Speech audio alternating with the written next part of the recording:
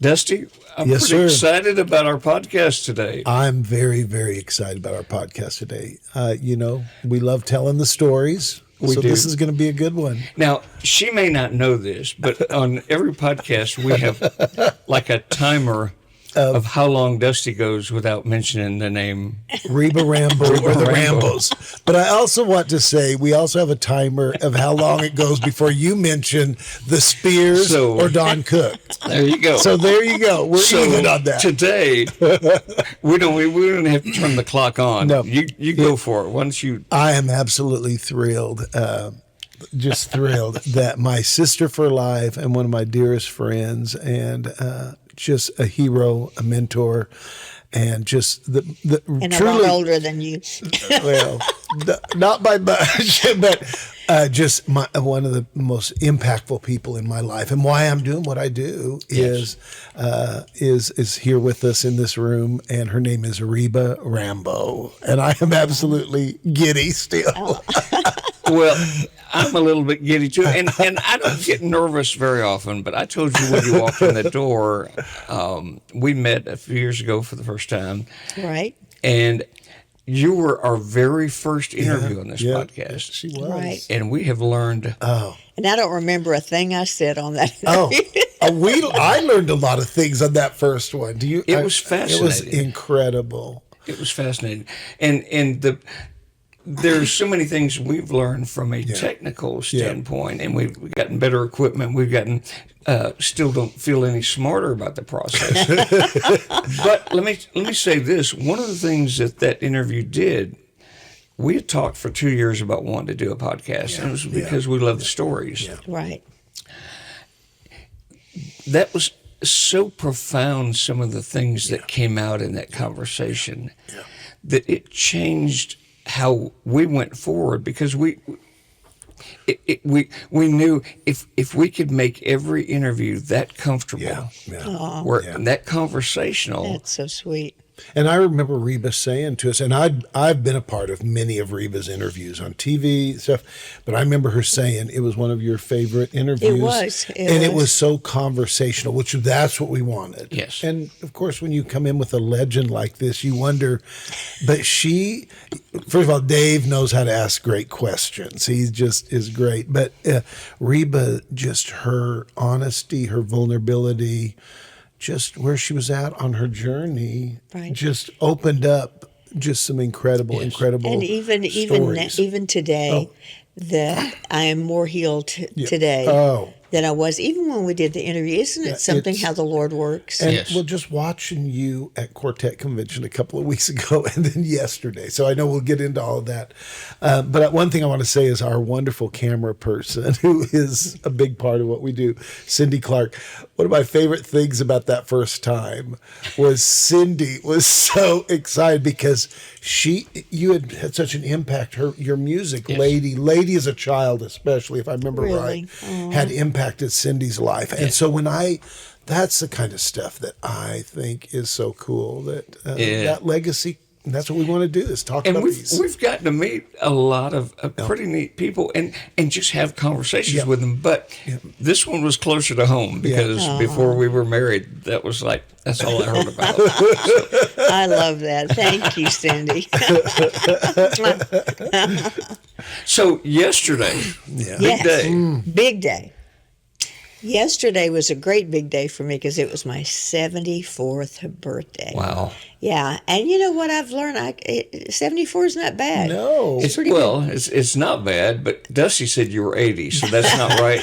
You can't believe nothing he says unless he's in the pulpit. Dave Clark, you're going to get me in trouble. That is not true. It was a special day because it was your birthday. It was another reason it was a special day. You want to tell what you did yesterday? Well, and my daughter Grace, that runs my ministry, she said, "Mom, what do you think about going to the Museum of Christian and Gospel Music for your birthday?" And I thought, okay, and invite a few friends to come. First of all, we pulled up and they had the big sign, "Welcome Reba Rambo, it's your birthday," or whatever it was. Yep. But I can't believe the excellence, the beauty. I mean, of course, Dusty and I were both, it was a three hanky deal for us. I laughed, I cried. But it's done with such excellence and such beauty, and everything from starting with the fifth singers. Yeah.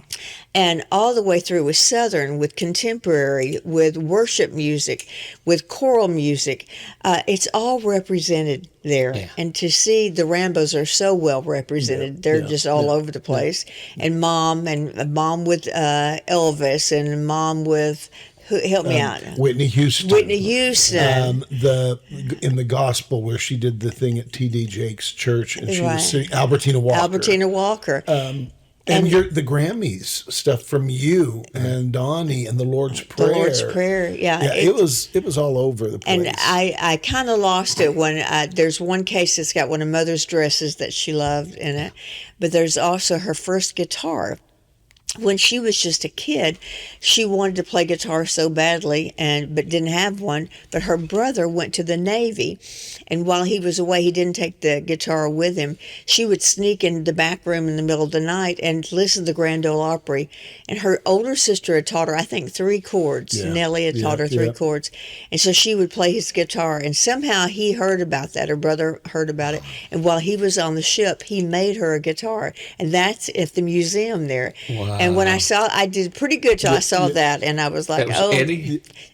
No, that was JB. Okay. Eddie was the ornery one, the younger one. All right. I'm trying to remember pieces of the story that I've heard through the years. But to see such a beautiful, and about the time you think it's all ended, you go around a corner and there's more. There's so much to see. One of the things I thought was really cool that I was not expecting them to use, just because there's so much. I mean, Dave, even you got emotional. I was thinking about, because you saw the record that Dave had his first cut of us as a songwriter on the Cathedrals. Wow. And I saw you get really emotional. I saw a few too. But one of the things I wasn't expecting, and I'm a bit a part of it and help him submit some things. I didn't expect there to be the Vietnam Jack, that the Rambos had been invited to Vietnam to sing in the 60s and entertain the troops. 1967, I believe. Yep. Yeah. And seeing the Singing Rambos jacket with the map of Vietnam on it, and then the pictures. And one of the things, and I don't know if Reba caught this. There's a couple other things that they had from that tour that Israel, her son, had found. But Steve, I think, or Dana Capolerno, married to Lee from Point of Grace, came up to her and he said, I couldn't believe they gave you let us borrow the lighters. And I don't think Reba even knew what he was talking about. Right. I had to stop at first, yeah. Because when the people in Vietnam, or the entertainers, they gave them personalized cigarette lighters. For all now, our none of them cigarette use. smoked, but that was, and so in the box when we gave the jacket and everything, those were in the guitar case. They were in the guitar case. It was Reba, Dottie, and Buck, but they were cigarette lighters, and it said from the government of. It was Did just they know when they gave you the lighter that you were not legal yet? I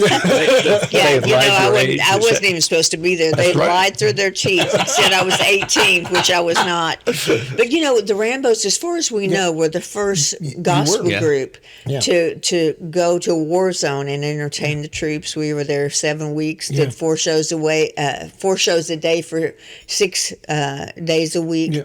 And it was life-changing. Well, and the thing that people loved about the Rambos, and I'd heard these stories from Reba and Buck and Dottie, is they sang songs about family. Yeah. And mama. I mean, Dottie's songs were about mom, and that's what you would go in there and do. Faith, family. Yeah. And it was that family harmonies. Which is a perfect message to a bunch of soldiers. That were 17, 18, 19 years old. And that was the thing that was a revelation to me. When you get there, they were close to my age. Yeah. And instead of Playboy magazines, they had comic books in their back pocket. And they wanted to show us their mama's picture or their grandmama. And of all the shows we did, we never had one soldier, one guy out on the Navy on the USS Ticonderoga or Kitty Hawk. Not one of them said anything out of the way. Yeah. Such respect, such honor. That's awesome. Yeah. And it was wonderful. I mean, I just loved it because the museum they honored that. Yeah. Because that's the kind of stuff a lot of our artists do, but they honored that part of it. And you were one of the first groups to do that. Yeah. And that's what I loved. And the crew there, if I start naming names, I'll get in trouble. But Stephen was my host yesterday. He was great. And he was so wonderful pointing out things, because I'm going to have to go back. I'm going to go in one day with my sunglasses and my tennis shoes on and go in and just make notes. And because you can't see it all in one visit. Yeah. And there's going to be a lot more. They'll add a lot more. I loved that they have Mom Spears accordion, which they said was the oldest relic in there. In the relic, yes. And we interviewed Allison Spear the day after they went down and donated Brock's old, silver guitar. Yeah. And that accordion, and in fact, that sitting right over your shoulder is a picture with both of those instruments on the top of the black and white picture. Oh, there. I see it now. Yeah, the Spears record, yeah. But we got there early because we heard that Reba Rambo was going to be there. And at that point, I wasn't sure we were going to be able to do this today, this interview. Mm-hmm. And yet, I wanted to watch you look at the stuff. Oh, and I kept saying, don't cry, don't cry, don't cry. And then I would get so tickled, and so joy would so over. It was really an emotional roller coaster. And not just for the Rambos, that was great, that's wonderful. But for so many of my friends, when I saw some things from the Chuck Wagon Gang, I saw the Spear family. Of course, Susan Spear was one of my dearest friends, still is. She just crossed the river. But to see so much memorabilia of those that touched my life, because I'm a fan too. Sure. I'm not just a singer, I'm a fan. Well, and for the three of us, that's been our whole life is spent in that. You can call it industry, you can call it ministry, you can call it both. Both, But I told Cindy even on the way there, I said, I fear this is going to be a little more emotional. Yeah. And we walked in. Yeah. And it is. And the crowd was already gathered out in that entryway. Yeah. And they had record racks, LPs, still sealed. And so they had all the front row of each one was Rambos and Reba. And that was pretty cool. That was very cool. Somebody had a great idea right It wasn't I wish I could take... Well, there was just so Go many... ahead. No, there was so many little elements of it yesterday that I had no idea about. The records all being there... There was just the signs, the happy birthday signs. I would not have thought of that, yes. But I thought they went the extra mile. They went the extra mile, and that's what we need to do for these art. And I want to mention, if you are a vinyl collector, if you have something that's difficult for you to find, you need to check with them, because they have a great collection and selection of that to be purchased. It was so. While we were waiting on you, I'm just flipping through. And in 1978, I got my very first cut as a writer. It was on the Cathedral Quartet. And I wasn't expecting to see that. Oh. It was sweet. It was sweet. Cindy and I were standing there when it happened, and did we buy it? Heck yeah, we bought it. Sure did. Well, that's me. Mother has her second children's musical. The first one was down by the creek bank. Right. The second was Camp Gulamaki. And my kids collect vinyls more so than me, because I don't have a player. I bought one of the vinyls. Well, you know what I realized last night when I got home? I don't even have that vinyl, but because I was a part of the ministry back then, vinyl was going out. Yes. And there was just a limit. We have tons of cassettes of it. Right. But we didn't have a lot of vinyl. When I thought about that last night, vinyl was on its way. Now it's a resurgence, but it was so cool to see. That was the vinyl. That was one from. A lot of those were from the first pressings, because we heard. I think you told me. Somebody, either Jamie or you or Steve, said those records had been donated by the gospel GMA. That's a fascinating story. Yeah, because they still have their rappers now. You could listen to it. Tell them what they said. So, did you know the story? No. The vinyl. I think this is so cool. I'm thinking, boy, that's pretty sweet to find these old LPs, and they're in incredible condition. So on the GMA, and I've served on that criteria committee probably 30 years, where you sit and it started out, we'd do it with 3x5 index cards, and they'd pass them around the table and say, this is up for Song of the Year, is this publishing right, is this name right? And you'd go, Right. so you'd sign off on it. But to submit something, the companies have to submit an actual LP back in the day. I didn't know that. Now we have to, like Choir, we have to submit a hard copy so that people don't just say they have a piece of product out. Right. You have I to see. be able to verify it. I got you. So back in the day, it was LPs. Well, over the years, they would open those up and verify it and put it in the stack. So they have 10,000 Is that not awesome? And Oh, that wow. were donated that they own. And I'm thinking, of all the ways to raise money It's for what they're doing, incredible. that's brilliant. It is. And that's why you saw, we saw some of Larnell's early Yes. stuff. We saw Hovey Lister. And then the Rambo ones. I mean, some of those records. So there's a warehouse with a whole bunch of others besides what was that's out there. exactly Yes. right. Oh, So they, oh, that gets my little brain going.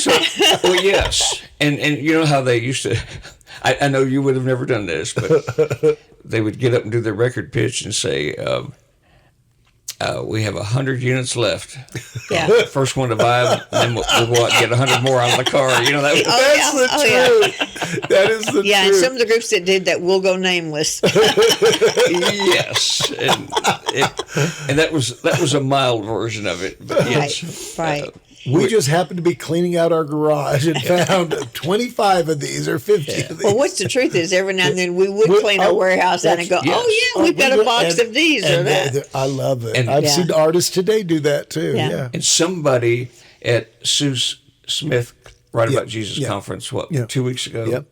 Somebody came up the last night and they said, hey, I was home visiting my mother and saw this LP and thought you'd want it. Well, it had never been opened, and it's the Spear family See. sitting on the shelf there. Reba's had that happen. They said, Darcy was just telling me you guys were in Oklahoma or something, and they said tons of people, a bunch of people on the last couple of nights bringing records. One lady asked me, I think the first night we were there, may we bring records? Would you have time to sign it? And I said, I'll make sure. And all of a sudden I look in there, like a couple of nights later, they saw people bringing records. Which is so cool. Just lined up. And I thought, well, this is like the old time convention days here. Yes. But it was fun. It was, I tell you, one of the moments that I loved yesterday. Because I toured the museum, but they didn't have everything done.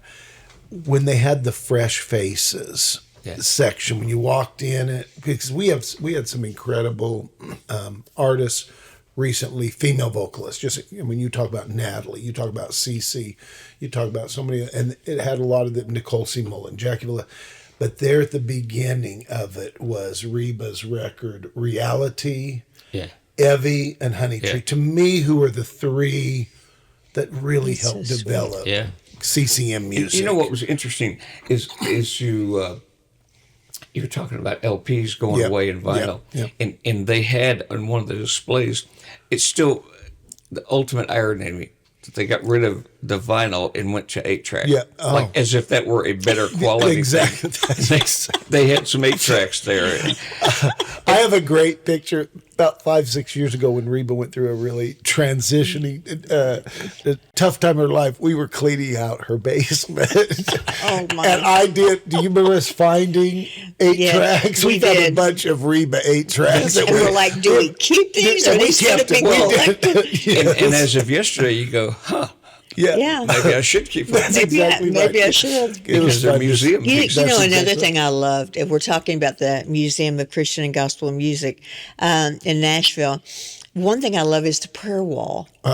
What a brilliant inspiration that was. Just like in Jerusalem, which I've been to, and I wrote my prayer requests on a little piece of paper and stuck it in the wall, and the Wailing Wall there. There's a prayer wall, and they have pen and paper, and you can write your prayer request down and stick it in one of the outlet, the holes, whatever it is in the wall there. That moved me so much. I think that's really cool. The other thing that I saw a couple of people do it yesterday. I knew it was there. you can go in and tape a little recording Yes. to your favorite artist, and they'll get it to them. Which I thought that was. I think that's brilliant and so I want to thoughtful. paraphrase an old J.D. Sumner quote. Here it goes. I want to know who's praying for me. That's true. That is funny. Isn't that interesting? So I can go in there as a fan of, say, of Sandy Patty. Yeah, you'd I say- can record a message, and they will get and it they'll to get her. it to Yes. them, which I love that. I love that. That is there's so you say thoughtful. There's so Yeah. much thought. This Yes. place Well- it's so Yeah. full of thought that has been planned for years. Yeah. Well, one But they've thing. had 50 years to think about it. They've had a long and how many times that they thought they had it done and then they weren't going to do it, and then but Jackie Patillo has been absolutely incredible. And if you know Jackie, you know she has a heart for prayer. Yeah. Right. She prays for every artist when they come into the office. She prays. She's a prayer warrior, and Yeah. I love that her commitment. It is. Yes, it's great excellence in music. It's great excellence in artistry and the way the artists present themselves. But it is all based on heart and Yeah. ministry and prayer. So what I was thinking about is, boy, I hope a lot of people even hear this and say, you know what, we need to do that. Yeah. Oh, if you're making a trip to Nashville, Yes. this has to be on the top of your Yes. list. And as a family, and you can go in and watch videos Yes. of different songs from the Devil Awards. But here's what I hope. It was easy for me to go in there yesterday and go, boy, I want to read the bio Yeah. of Russ Taff or the Rambos. Yeah. Right. I hope people will take their time Yeah. to read the bios of the names they don't know. They don't Yes. know, Yeah, right. it's Yes. good, Because I Dave. stood Yeah. there, Yeah. and it was pretty emotional for me to see Don Butler. Yeah. Yeah. Another. Because that was my introduction to the industry. Well, and as I was scrolling, and I've done this for so many years. We're getting ready, both of us, to celebrate almost 50 years, each one of us, because I'm a lot younger Me than 25 him. and him 75. That's not true. But I forgot when I saw Rex Humbard's name. Yes. You Yes. forget what an impact he had because of his Cathedral of Tomorrow. Tomorrow, yes. And the music on Sunday morning, when you'd watch his show, you'd see the cathedrals, you'd see Maud Amy and The his Rambos. daughter, the Rambos. He was one of the first. I mean, yes, you had Jubilee, but here you had this major church pushing music out. that And was their on New the- Year's Eve special. Oh, yeah, it was I- unbelievable. we on worked at- ABC or CBS. Yeah, it's it was- on a major network, and what I loved, they had the stage Yeah, that would that go would all the come way up. down, that Yep. would lift up. Yep. I'd never seen that in a church. No, but I forgot that he was in the Gospel Music Hall of Fame. That I totally agree, Dave. Go and look through all those people's names and see the people that. What I want to go through is to go in and make pictures of every display, Yeah. so I can go back and. Yeah, I did a couple things yesterday. I took pictures, and I'm sure you did the same thing, because I know we got a picture of Larnell's record and everything.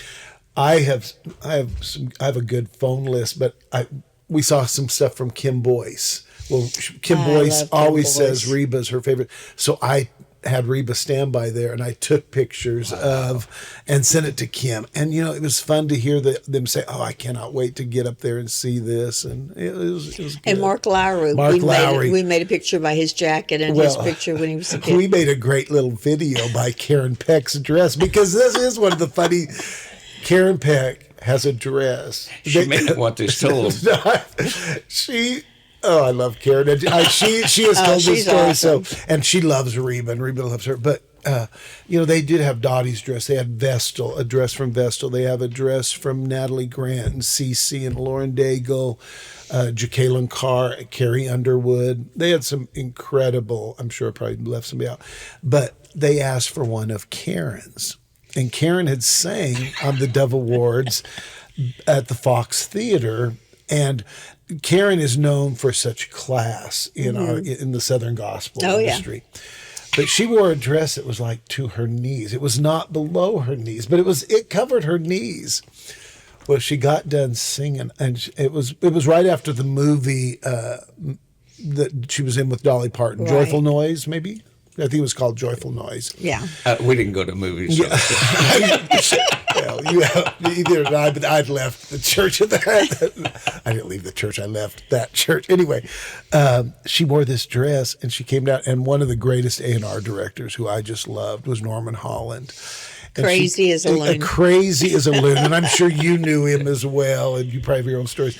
But she got down to her seat and he said, Karen, that dress was so short, because he was looking at the stage and it was at her knees. You're actually, most of the time the stage is here and you're here and you're looking up. So everything appears but 2 or 3 it inches wasn't shorter. short. But Karen, you're listening to this. I know you're going to love this. She kind of panicked. And she wanted to wear that dress. She said, because she said it was spent a lot of money. She spent a lot of money on it, is what she said. And she always looked so classy. She went and added a little fabric thing to it. She pulled a Jane Crouch. She did. She had a little bit of fabric thing to it. And so she could not take that fabric thing off. And so she donated. She wanted to make sure people knew. Why not donate what you're never going to wear again? And that's exactly right. That's exactly So when right. you saw the old guitar, like, Yeah. were you the one that donated all that stuff? You knew what was going Well, to be the in family did. The family. We all had different. Like Israel actually had the Vietnam jacket, and he gave it.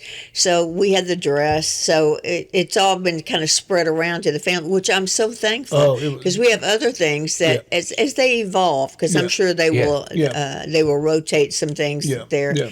But we have some Daddy Rambo things that we're so thrilled to be able to. Actually, they're all loaned, for 15 years, I think. But I could not be happier with how the Museum of Christian and Gospel Music has put all of this together. And I really, really, really encourage you, if you're a fan of gospel and Christian music, get down there, make it a part of your vacation, of your family time. As I was leaving, Steve Gilreath, who is curator, is that what would be his title? He'd probably be the creative director, the curator. He's just done so much, and he produced the Doves for years. So he has a lot of history, lots of history with it. But he stopped me and said, "So, where did we get it right, and what are we missing?" Yeah. And I just thought, boy. Yeah, they've invested how many hours and years into this? I can't even imagine. Can't even imagine. And there was a great crowd. And every step of it brought back a different memory. Well, I think we talked about that a little bit, all of us. I went home drained.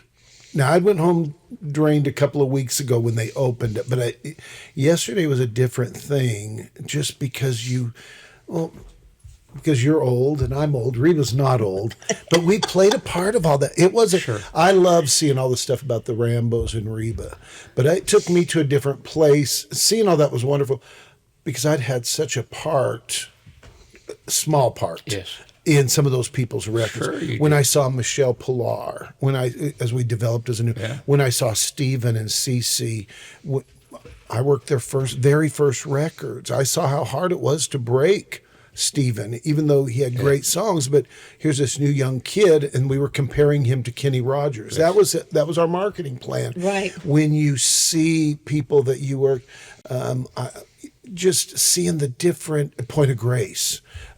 You see Kim Boyce. You see all Michael W. Smith's piano.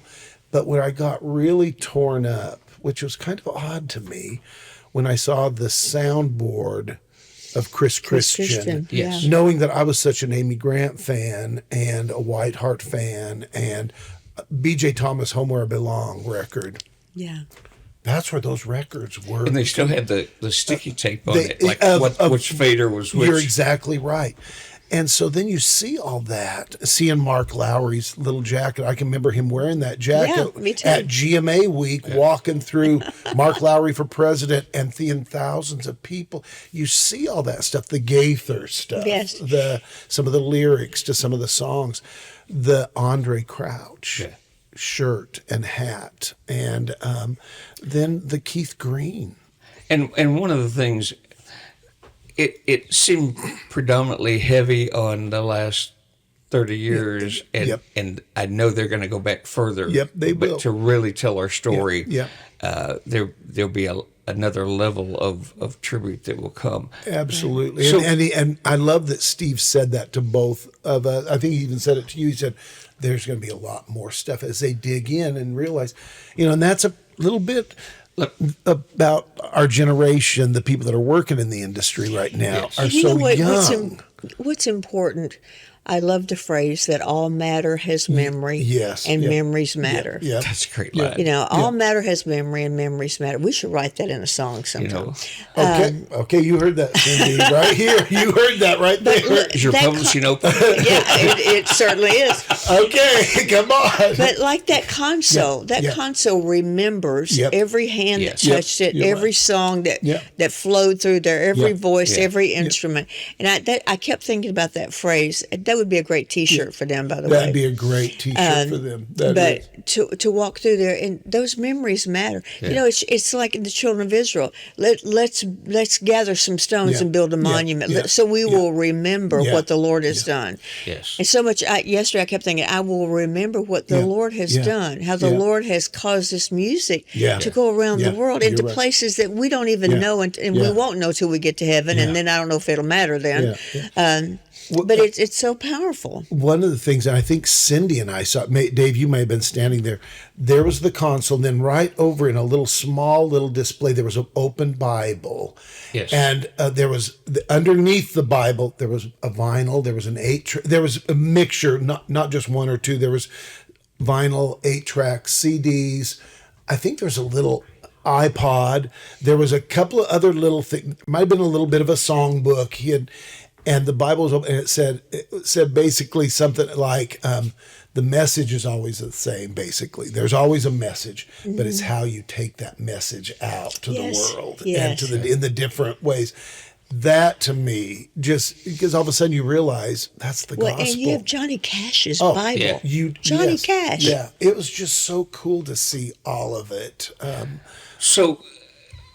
So let me put in a little shameless plug here. Come on. If you subscribe to our YouTube channel, Yes. you'll know that we are going to interview Steve. Yes, we and we'll are. get to peel Yes, we are. back the Yep. behind the Yep. scenes story. Oh, good. And that will be a We're fascinating. gonna interview Jackie, so Yes. that'll be great. Jackie Patillo, who is the president of GMA. I Hey, better come on, say that. tell it all. Yeah, she's So let me ask you maybe a little bit harder question. And if I would encourage folks, again, it's not so much promotion at this point, but the first interview that we did to start this podcast, which was about preserving the memories, that was what triggered this whole. Yeah.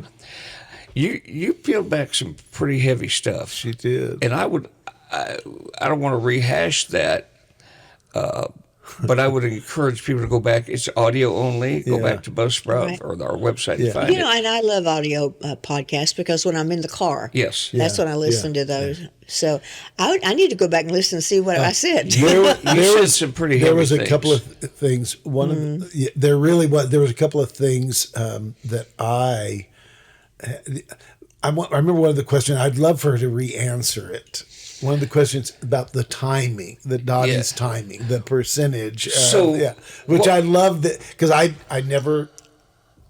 It was the first time I'd ever heard Reba talk about this, and I thought it was very. But it was about the priorities of how your mom approached the call versus family, and then how it inverted that math for how you raised your kids. Yeah. So Yeah.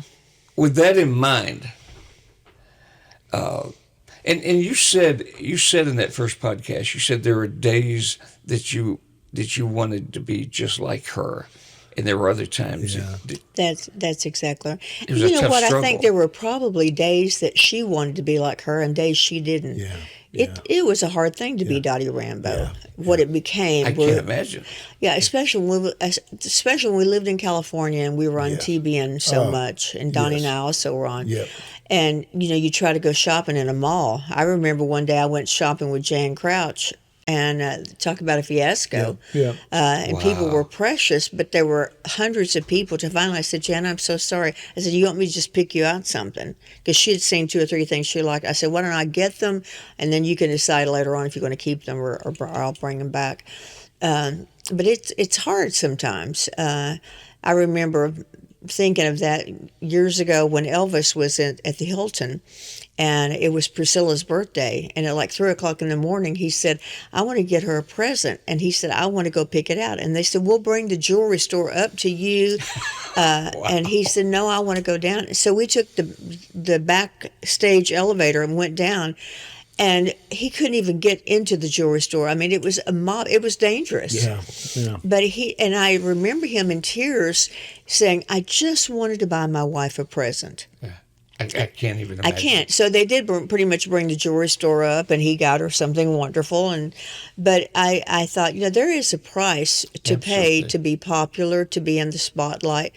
And I'm not saying Mother was Elvis, but I'm saying that she did have a huge following. It still does. Absolutely. It still does. Absolutely. But I know there was no pattern for what she did. She was the essence of a true pioneer, playing an electric guitar. What little white skinny girl played an electric guitar? And even the way she wrote songs, Reba, you're not talking. Well, you could not tell her. She could do it, but you couldn't say, "I need you to write a song." Like a lot of we need a song to finish this record. Yeah. Now she could do it. That wasn't her preferred way to write songs. No. She was a real inspiration writer. Yes. And the inspiration may have been, it wasn't at all a we shall behold him moment where she had a full-blown vision, but it was that spark, that thing that I say, my baby jumped. She was one of those writers that when she had that moment of my baby jump, the Spirit of God within me leapt, then she could write from that. But she, now what she would do, at Quartet Convention in our booth, she had one of her guitars under that table. And let's say the Oak Ridge Boys would come by. She said, guys, I got a song for you. It's the Ronnie Henson method of pitching. She was the best promoter of her music. Even in the later years. Yeah, I'd take her to GMA or something. And she'd say, "Oh, they could sing that," and she'd talk to them about these. She'd whip that guitar out and sing it for them if necessary. So with that in mind, I'm watching you walk through this Hall of Fame, and there's a brilliantly written piece. It may be even on your website that Tim Dillinger wrote about reclaiming your place in the narrative. Is that you know what article I'm talking about? Yes, yeah. First of all, Tim Dillinger did such an amazing job writing many of the bios for the museum. He is a chosen son of mine. But it's tough being raised on a bus. It's tough when you're constantly compared. Aren't you Dottie's girl? Yeah, I was Dottie's girl. But not just an artist and a singer. I was Dottie's girl, her only child, and Buck's only child. So it's all complicated. So yesterday, yes, I'm watching you walk through that, and I've read that article about reclaiming your place, and you were a pivotal piece in an entire chapter of CCM Music. Yes. And you don't want to dishonor the Rambo legacy. Right. But did you find yourself going, this is about my family? And you don't have to even answer that if you don't want to. I know I'm overstepping my bounds, but that's a good question. That's really, Well, you know what? There are seasons of life. The Lord spoke to me recently, said, you're in your 4th chapter. And I realized the first chapter with me, I think it was the Rambos. Then it was me. Then it was Donnie and I. And now I'm in the 4th chapter. I hope there's a 5th. And there are different seasons. And when you're living those moments, you're not thinking, gee, we're making some kind of history. Contemporary Christian music, this is brand new. Wonder what my grandkids will say. You're so caught up in the moment and the whirlwind of it all. Even with my mom, when I was in the moment as a child, I didn't think a whole lot about, wow, my parents are becoming famous. I just didn't. That was life.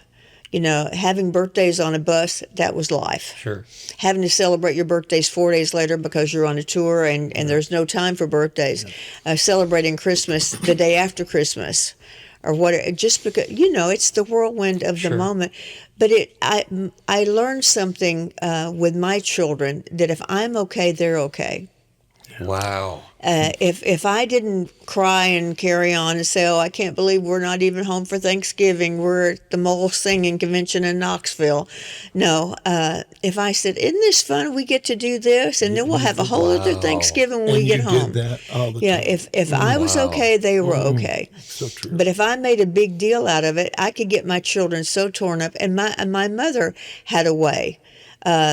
There are times in the room she'd say, "You want to have a picnic?" We'd be in some little jive turkey motel in Podunk, Arkansas.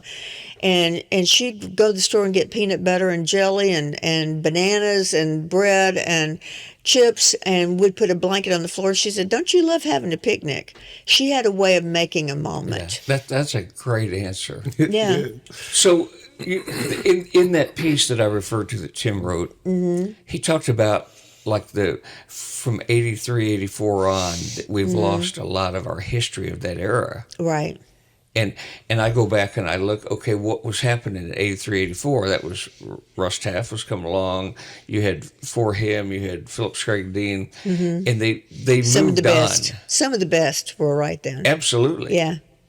And from a personal standpoint, if it were not for that era started in the mid 80s, no one would have ever heard of Dave Clark or songs. Yeah. Wow. Because that's True. when That was that's your era. that was my era. Yeah. And yet I had 15 years at that point, Yeah. full time, either riding a bus or producing records for Benson.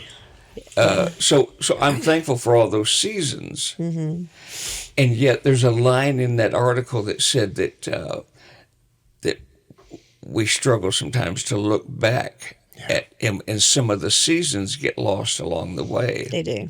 Yeah. And you were a pivotal part in one of that seasons that seemed to get left by the. So I was thrilled to see you honored that way yesterday. Yeah. Thank you. Me too. It was a surprise. In fact, Dusty had told me that there were some things of honoring what I had done, and even Donnie and I with the Lord's Prayer. You're exactly right. But then when you walk into it, I don't know how do I say it? There is an atmosphere at the museum, is the best word maybe. There is a tangible presence, and I'm not saying ghost or weird. I'm saying of Holy Spirit. It felt sacred. It felt sacred. Yes, That's the really best word good. for it. That's really good. But there was an atmosphere there that you look and you go, just one little picture, but you go, oh, that's me. Yeah. I made an impact. And those are forever. And there were things that I thought about that you may have when you walk in. It had the story of the creation of the Dove Award itself. Yes. And do you remember who designed it? No, I don't. Okay, so here's a Reba tie-in. Okay. You're one of the few artists, if I remember right. You did, 10 solo records? I love that he does I have to stop and count them. Let's go with 10. Yeah. Okay, about 10, I'm sure yeah. it's 10. But, yeah. And the art designer on all 10 of those, you're one of the few artists that he did the entire career, your solo career. Do you remember the art designer? Dave? Bob McConnell. Bob McConnell, yes, of course, yeah. Bob McConnell designed the Dove Award. My goodness. I should know these things. I did not. Okay. That's why he's Something else that was interesting. That is so funny. So there was a couple that was walking through it yesterday at the museum, and I said to the guy, I said, "No, where are you from?" And he told me, and I said, "What brought you to town?" And he came to town working for a drummer that was prominent on all the Reba records. You know who that would be? Larry London. Larry London. Yes. Is that I tell funny? you what, Larry London saved me more than once on records, but more on live. Like we recorded Lady Live. I don't know, a little bit of history here. We had one concert, one shot at Lady Live. Now we would, record what we call safeties. We had none. And on You've Got a Friend, I kind of skipped a beat and turned the beat around, and Larry was right there with me, and everybody followed. He just went with me. He never took his eyes off me when I was singing, ever. He was always watching me, whatever I did. And what an amazing, amazing drummer, and what a wonderful, wonderful guy that left us too soon. Wow. Yeah. So names like that, and that sometimes aren't in the booth, that we can't tell our story. And one of those names that has to be added into that story is Dusty Wells. And Absolutely. We can't do. I'm just a writer. I can't do what I do without. But there are names like that. There are people like that. There are, and you had. There were people that, like Larry, that followed your career, that were part of it. There's a great quote about, I think maybe Ron Fairchild said that other people were trying to step up on a platform that you helped build, or something. There's some kind of. Oh, he's so sweet. Everybody was watching, and we were all impacted by each other, and that's the great part of the story.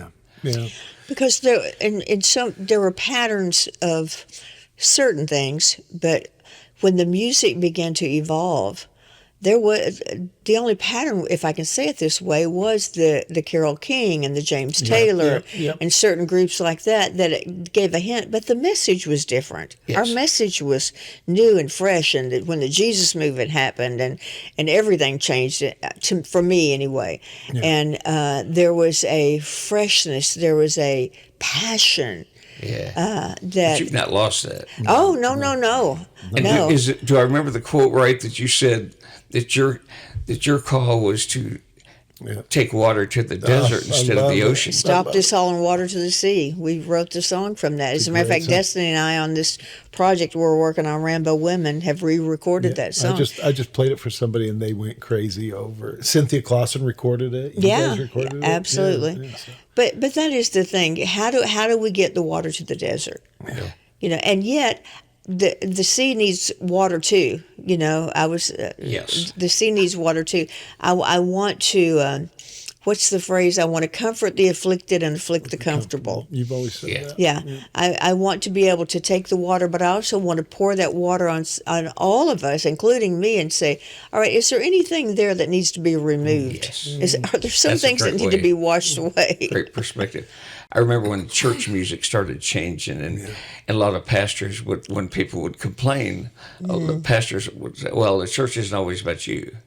That's right. And I wanted to say, but every now and then it is. Yeah. I know that's not the right answer, but sometimes I need to find my lane to worship as well. That's right, and that's why I believe we need psalms, hymns, and spiritual songs. Yes. And not a lot of churches, at least not a lot that I've been to, have learned how to have the old man and the young man dance together. Yes. Where there's room for the hymns, and there's also room for the smog and fog machines if you need that. Yes. But I don't really like so much always the idea of separate. Well, we have this contemporary service and we have this hymns. I'm just like, we're a body. I need to learn to celebrate. The kids jumping and carrying on, because I've been jumping and carrying on in my stage of life. Even now, I find myself, I don't know what's wrong with me. I'm becoming more Pentecostal or something. You're returning to your roots. I'm returning to my roots. Dusty tells me you have to have an accordion. Listen, the Rambos did have an accordion. We did have Pat an accordion. Jones, and she could play Pat that. Jones Green, yeah. So let me ask you this. And again, I have the same amount of notes I've had in every episode we've ever done. And in fact, we have an episode, it looks like it's going to be around Christmas this coming year, that the whole episode is with a pastor breaking down why we need psalms, hymns, and spiritual songs. Really? It's going to be a fascinating look at that, because I think our industry needs to hear that. Yes, they do. Yes, they do. Yeah. So you touched a few minutes ago on your mother at Quartet Convention, and part of this, when I asked you yesterday if sometimes Reba gets lost in the Rambos, it's because you're in a season this past couple of months where you really are honoring the Rambos, and that includes what just happened at Quartet Convention. The honor that Day One Records has bestowed on Mom with one of the greatest projects I've ever heard, bar none. Bradley Knight's just A genius. genius arrangements, and the artist, the excellence that the artist came. I hate to call it a performance, but with their interpretation of her songs. Joseph Habedank singing "Holy Spirit, Thou art welcome," and I he had me there. I mean, all he had to do was "Holy Spirit, Thou art welcome," and I was like, "Oh wow!" Shame he can't sing any better. That's a shame. No, that's But so everything, true. even at the Quartet Convention, the Chuck Wagon Gang singing "Mother," what she called her first real song. There's nothing my God can't do. It's just it's Jim and Melissa. That that was Glory an in the incredible Cross. moment. You could Yeah. just. there were not any not incredible moments. Yes. I mean they Selah and Autumn. Except when Dusty spoke. That's true. I want to sing.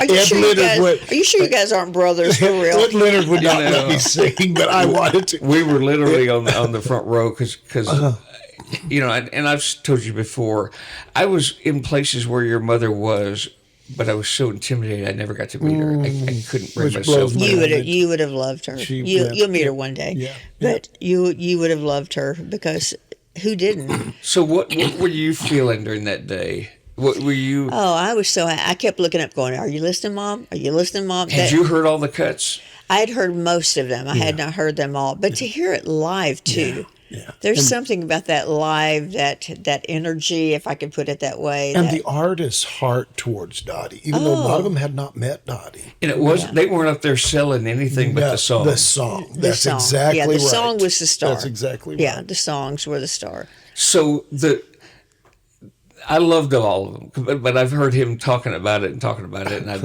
a fan of Bradley and do a lot of work with Day Wind. I knew it was going to be amazing, but I wanted to be there, and we sat, right where we could watch the all of it, feel it, and then the only song I didn't know Was her last. was when you and Destiny got up and. Yeah. And you described her one time, and I shouldn't say this on the podcast, but it's too late. You described her as Dottie Rambo with legs. Yeah, that's Destiny, my daughter. She has always said that. And that's actually what Mother said. Yeah. But I probably had never wouldn't have heard said it. her sing. Oh yeah. And that, first of all, that song. Calvary will never run out of songs. I know it's a long title, but so as he looked beyond my fault and saw my need, and it did okay. I think it's going to work. I think it's going to work. So, how old is that song? That is a Dottie Rambo quote right there. I've never heard Dottie say that, but that sounds like something she would say there. How old is that song? Well, just months before she died. It was our second to the last visit with Mom. And we didn't know that, of course. And we went in. I can still see that I was glad I didn't wear a jogging suit, because when we walked around the corner to Mom's bedroom, she was in her peignoir and with the feathers and her stage makeup. And I was like, oh, I'm so grateful I did not wear my jogging suit and tennis shoes. I looked kind of together. But Destiny crawled up in the bed with her, and we were eating banana popsicles. She loved she loved her a popsicle. I made many trips to Kroger's for those. That's a good job for you, by the way. Great job. But we were talking, and actually Destiny brought up the quote. She said, "Granddaughter, when young writers," she said, "I've heard you when young writers will come to you and they say, the well has gone dry. I have nothing else to write. My pen is, dead." And my mother would always look at them and take their hand, and she'd go, "Darling, Calvary will never run out of songs." And so Destiny brought it up. She said, "Granddad, exactly what all do you mean by that?" And she said, "Because I think that's a song." And Mother's like, "Uh-huh." She got that glazed, far away look. You know you just lost her for a little bit. We knew it. And Destiny had a pen and paper there, and she said, "Well, long before time, before words, before sound, the Lamb had been slain, all the notes written down." And Destiny's just scribbling stuff, and I'm sitting there, and I remember the hair on my arm was just standing up. And she said a couple other lines, and then she said, and it breaks into, I remember her prefacing it, but Calvary will never run out of music. You know, it'll always resound with music. And she kept saying lines like that, and Destiny's scribbling and writing, and I'm like, oh my goodness, why didn't I turn my recorder on? But who knew that moment was going to happen? But thank goodness Destiny was taking great notes. And she said, that's it, Calvary will never run out of songs. She said, now you finish that. Like she always with those nails. You finish that. I'll say this. You guys finished it for me that day listening to you sing. I was a wreck. And Donnie did the music and did such a wonderful, wonderful job. But we kind of left it alone. And then after her death, because it's been a process. It's set for several years. And honestly, when Dusty began originally talking about the Dottie Rambo tribute, I said, well, you know, it's going to have to begin, at least close to the beginning, is Holy Spirit, Thou Art Welcome. And I think her last song, her first, not the Holy Spirit, Thou Art Welcome was her first song, but it is the song that ushers in the presence. That's what I wanted. Yeah, and Calvary Never Ran Out of Song was her last song. Yeah. Well, it's if people get a chance to get that, it's also like an artist project as well as the choral book. The all of that will be available on the website. I have not gotten a copy yet. You know what? I may have one. Bitter. No, bitter only makes you better. I learned that from her. You choose better over bitter. Reba, if you had told me years ago that there'd come a day when it would be right to have Reba Rambo sitting in my house answering questions. You're too kind. This is a big deal. Yeah. I'm privileged and honored.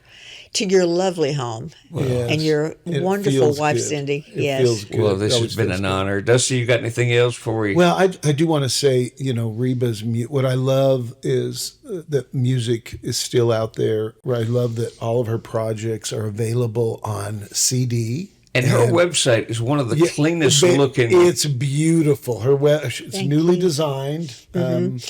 For a product, you can go to RebaRambo.com. Right. And to know more about the ministry, you can go to RebaRamboMinistries.org. Yes. So we try to make it as confusing as possible to have the two. Absolutely. And Dusty's the guy to lead you through that. Okay. All right. I have one more question. Okay. Sure. I don't know if I want to. So you travel a lot. I do. You fly a lot. I do. What do you do with your hat when you're on the plane? Okay, that's funny. I'm serious. I carry usually about 4 and wear one, but I have a great hat box. And the way it's done, I can stack them on, and I kind of know how to put paper in between them, so I can carry up to 5 hats. I wear one, and I can carry 4 because it's just part of me. What's so But funny? you lean back on the headrest, and Oh, I take it off usually when I sit on a plane. I hold it in my lap, because I want to lean back, telling all the secrets. a profound level of questioning, I know, but What's funny is, I travel a lot with Pastor Nancy Dufresne.